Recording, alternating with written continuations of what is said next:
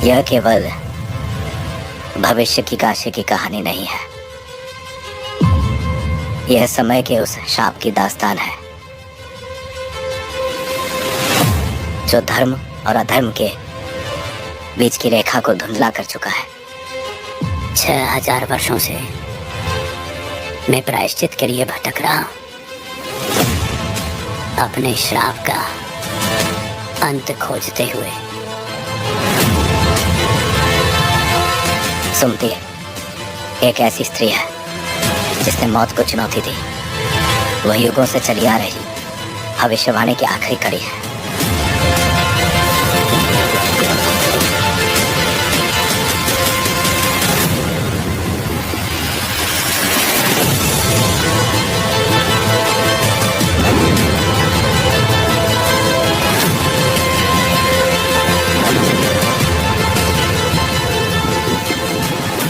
आज हम कल्कि के दूसरे भाग पर चर्चा करेंगे, जो न केवल एक ऐतिहासिक और धार्मिक दृष्टिकोण से महत्वपूर्ण है, बल्कि हमारी सांस्कृतिक और आध्यात्मिक जड़ों को भी और गहराई से समझने का अवसर प्रदान करता है।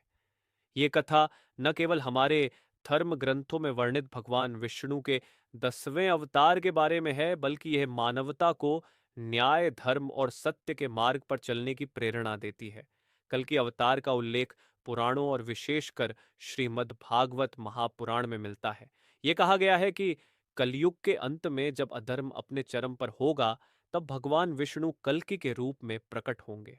उनके इस अवतार का उद्देश्य धरती पर फैले अन्याय, अधर्म और अज्ञानता का नाश करना और धर्म की स्थापना करना है। कल्कि के दूसरे भाग में कहानी को और विस्तार से प्रस्तुत किया गया है। यह केवल पौराणिक आख्यान नहीं है, बल्कि मानवता को सिखाने वाला एक महान संदेश है। इस भाग में कल्कि का व्यक्तित्व, उनकी यात्रा और उनके द्वारा किए गए महान कार्यों का वर्णन है। कहानी हमें यह समझाने का प्रयास करती है कि कैसे एक दिव्य शक्ति हमारे भीतर भी निहित हो सकती है। कथा के इस भाग में यह दिखाया गया है कि कैसे कल्कि अपने शत्रुओं का सामना करते हैं और उन्हें पराजित करते हैं। ये केवल भौतिक युद्ध नहीं है, बल्कि यह आत्मा के भीतर चलने वाला संघर्ष भी है। यह हमें सिखाता है कि जब हम सत्य और धर्म के मार्ग पर होते हैं, तो हमें कितनी भी कठिनाइयां क्यों ना आए, हमें अडिग रहना चाहिए। कल्कि का चरित्र केवल एक योद्धा का नहीं है, बल्कि वे एक दयालु और प्रेम पूर्ण व्यक्तित्व के रूप में भी उभरते हैं। उनकी दया और करुणा हमें यह सिखाती है कि न्याय का पालन करते हुए भी हमें दूसरों के प्रति दयालु रहना चाहिए। कल्कि के दूसरे भाग में नायकत्व की नई परिभाषा दी गई है। यह नायकत्व केवल बाहरी जीत तक सीमित नहीं है, बल्कि यह आत्मा की विजय है। यह हमें यह भी सिखाता है कि सच्चा नायक वही है जो न केवल अपने लिए, बल्कि समाज और मानवता के लिए कार्य करता है। कल्कि केवल एक पौराणिक चरित्र नहीं है, बल्कि वे हमारे भीतर छिपी उस शक्ति का प्रतीक है जो अंधकार को प्रकाश में बदल सकती है। उनकी कहानी हमें यह याद दिलाती है कि हमें अपने भीतर छिपे डर, अज्ञानता और नकारात्मकता को दूर करने की आवश्यकता है।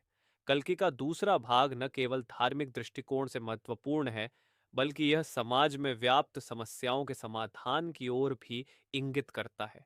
यह हमें सिखाता है कि हर युग में धर्म की रक्षा के लिए एक शक्ति अवश्य प्रकट होती है, चाहे वह किसी व्यक्ति, विचार या आंदोलन के रूप में हो। अगर हम कल्कि के दूसरे भाग को आज के समय से जोड़ें, तो यह हमें यह सिखाता है कि हर व्यक्ति अपने भीतर एक कल्कि को जागृत कर सकता है। जब हम अन्याय और अधर्म के खिलाफ खड़े होते हैं, तो हम अपने भीतर के नायक को प्रकट करते हैं। कल्कि की कहानी हमें आत्मनिर्भर बनने और अपने उद्देश्यों के प्रति दृढ़ रहने की प्रेरणा देती है। यह हमें यह विश्वास दिलाती है कि जब हम सत्य और धर्म के मार्ग पर चलते हैं, तो ईश्वर की शक्ति हमारे साथ होती है। कल्कि का दूसरा भाग केवल एक कथा नहीं है, बल्कि यह जीवन का एक पाठ है।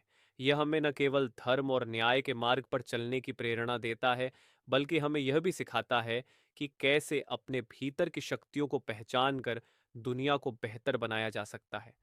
ये भाग हमें अपने भीतर झांकने और ये समझने का अवसर देता है कि सच्ची शक्ति और परिवर्तन की शुरुआत हमारे भीतर से होती है।